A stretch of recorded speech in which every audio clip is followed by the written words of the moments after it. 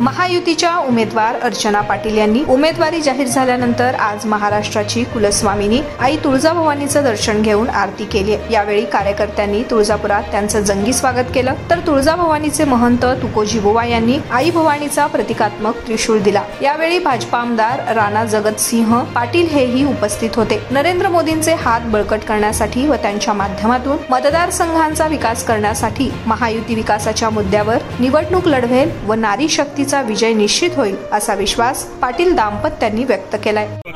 की धाराशिव लोकसभा मतदारसंघाचा महायुतीचा उमेदवार म्हणून आज अर्चना इथे तुळजापूरमध्ये आलेली आहे आणि मतदारसंघामध्ये आल्यानंतर ज्या पद्धतीने सगळ्यांनी मिळून मनापासून स्वागत केलं त्याबद्दल मी मनापासून ऋणी आहे। या उत्साहाच्या वातावरणामध्ये मला एवढंच सांगायचं आहे की लोकसभेची निवडणूक जी आहे ती विकासाच्या मुद्द्यावरती लढली जाणार आहे।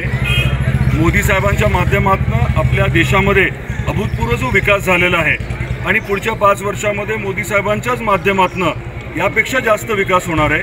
हे होत असताना आपल्या जिल्ह्यातले विषय, आपल्या लोकसभा मतदारसंघातले विषय हे मार्गी लावण्यासाठी महायुतीचा उमेदवार खासदार म्हणून प्रचंड ताकदीने काम करेल, मोठ्या प्रमाणामध्ये निधी आणेल, मोठ्या प्रमाणामध्ये योजना आपल्या या लोकसभा मतदारसंघामध्ये खेचून आणेल।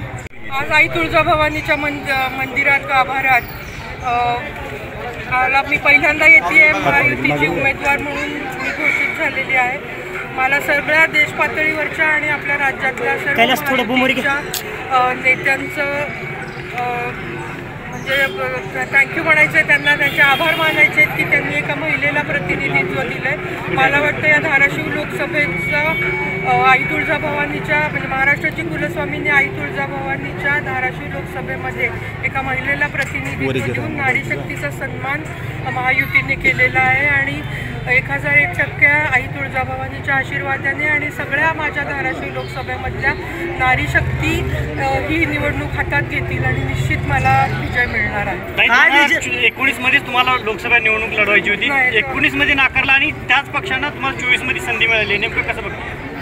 नाही, मी कधी नाकारल्याचा विषय नाही। मी आज महायुतीची उमेदवार म्हणून आपल्या समोर आहे आणि आता आपल्याला पुढचा विकास करायचा आहे। पुढच्या 5 वर्षामध्ये मोदी साहेबांच्या पेसला आपल्या धाराशिव जिल्हा पळवायचा आहे विकासाच्या याच्यामध्ये। काय मुद्दे असतील विकासाचे? विकासाचे मुद्दे आपलं पाणी आहे, आपल्याला बरेच गोष्टी, आपल्याला शाळा आपल्या चांगल्या करायच्या आहेत